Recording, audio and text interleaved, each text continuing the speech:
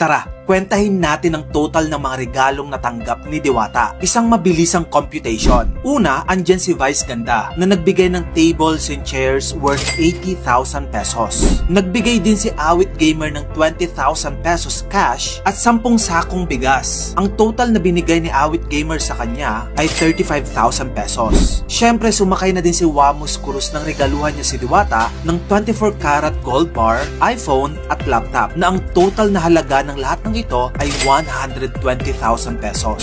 Nakatanggap din si Diwata ng tumataginting na 350,000 pesos mula kay Tony Gonzaga bilang talent fee niya sa guesting niya sa Tony Talks. Okay, so far nasa 585,000 pesos na tayo. Pero wait, nagsisimula pa lang tayo. Tara, let's continue. Nagbigay din ng CEO ng Brilliant Skin na si Glenda Victorio ng mga gamit sa parisan ni Diwata na worth 35,000